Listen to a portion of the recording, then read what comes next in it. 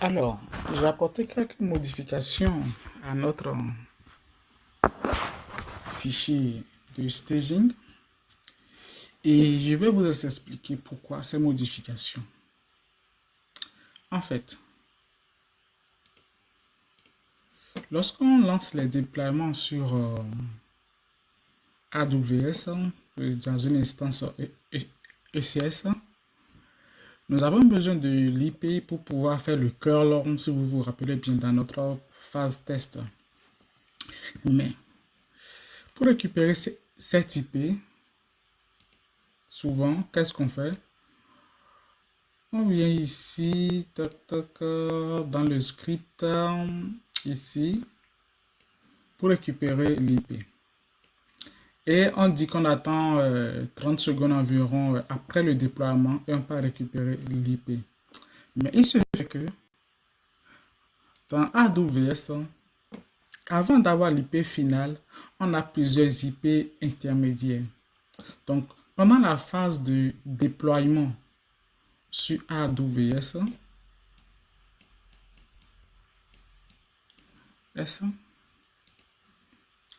on a dans un premier temps un IP temporaire,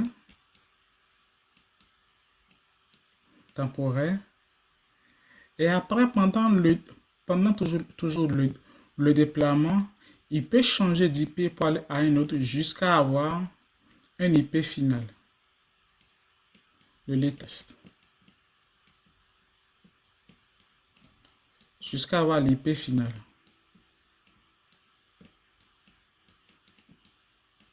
Et c'est cet IP qui est disponible pour qu'on fasse un curl là-dessus. C'est sur cet IP final qu'on a notre application qui est disponible sur Internet. Donc, dans notre code précédemment, lorsqu'on lui dit de lancer le déploiement ici, et on lui dit de faire un sleep, attendre 30 secondes, avant de me récupérer l'IP qui est disponible, ça peut poser problème. Ça peut poser problème parce que ça peut arriver que au bout de 30 secondes, notre application ne soit pas encore arrivée à l'étape de l'IP finale. Du coup, il n'a pas encore l'IP finale à livrer. Donc, pour corriger cela, j'ai dû introduire une procédure de boucle pour demander de vérifier est-ce que l'IP qu'on a à disposition actuellement est l'IP finale ou pas avant de nous le renvoyer dans notre environnement sur GitLab. Donc, qu'est-ce que j'ai fait? J'ai déjà modifié le code déjà. Donc, qu'est-ce que j'ai fait? Dans un premier temps, je récupère l'IP disponible d'abord, que je nomme old,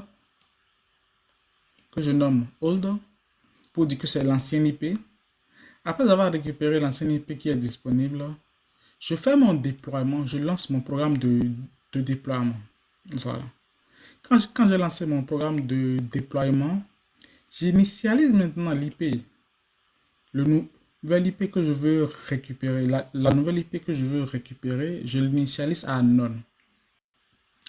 Ensuite, je viens dans une boucle et je déclare une variable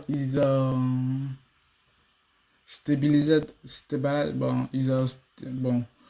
bon, vous le nommez comme vous voulez. En gros, moi, c'est pour dire là que est-ce que l'IP est stabilisé ou pas. Voilà. Du coup, je peux dire là que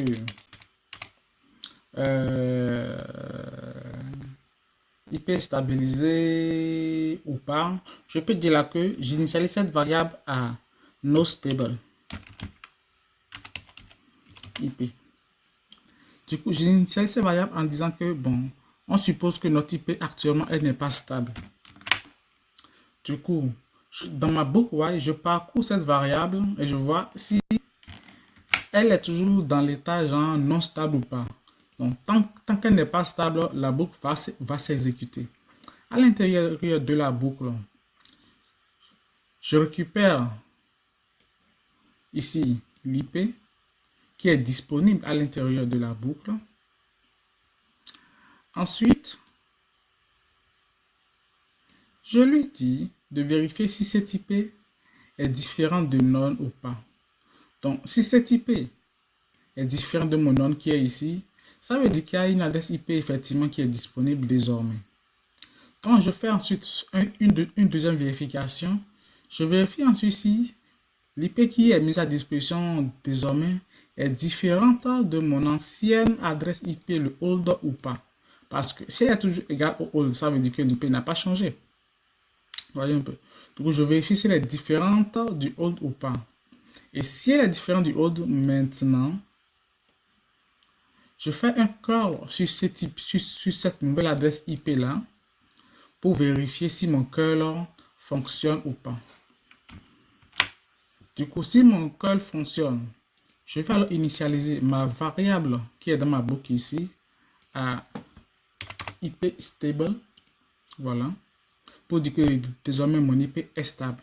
Et si mon IP n'est pas stable, ça veut dire que bien qu'on ait une adresse IP disponible, elle n'est pas stable, c'est-à-dire qu'elle n'est pas la dernière adresse IP. Donc, qu'est-ce qu'on va faire? On va relancer la boucle. Et pour relancer la boucle, on va initialiser le nouveau holder en disant que désormais, notre nouvelle adresse IP holder sera notre adresse IP instable qu'on a récupérée ici. Donc là. Et que désormais, notre nouvelle adresse IP sera encore initialisée à non et on relance la boucle jusqu'à ce qu'on ait une adresse IP stable et que la variable IP stabilisée soit mise à stable IP. Et quand ça sera validé, nous allons alors sortir de la boucle ici et nous allons l'exporter maintenant vers notre environnement. Donc voilà un peu la petite mise à jour que j'ai fait sur le programme. Il sera à disposition dans la branche CI/CD AWS. Du coup, je fais son commit.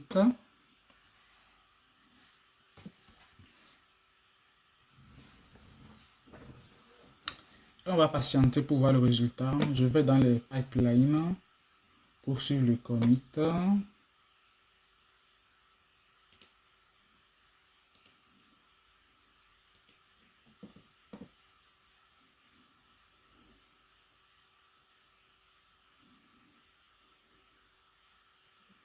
Ok, il est en cours d'exécution.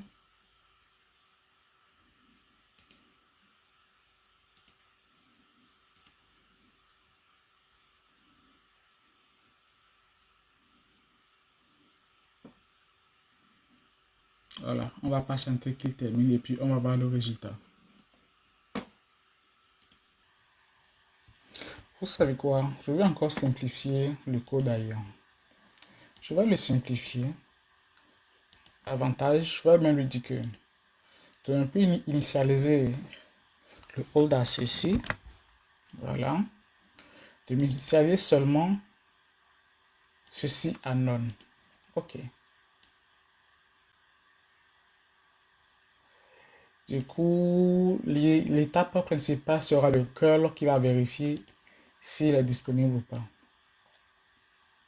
Et ici aussi un peu plus haut, ici il y avait un 3 ici pour dire la tâche, la définition de tâche de la version 3. Mais comme il peut arriver qu'on mette à jour les versions, alors on va la nommer la latest. Voilà.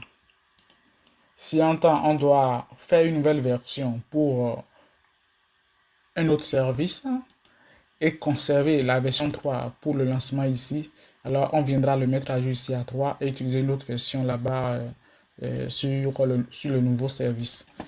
J'ai bien commenté quand même l'ancien qui était 3, qui était là. Voilà. Bon, voilà, je l'ai un peu simplifié par rapport à ça et je lance.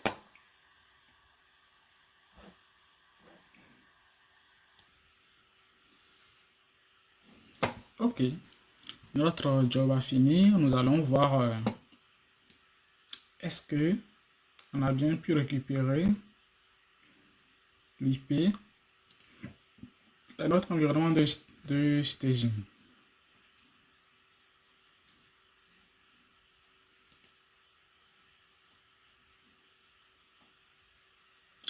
Et voilà, c'est bon. On a bien pu récupérer l'IP. C'est top.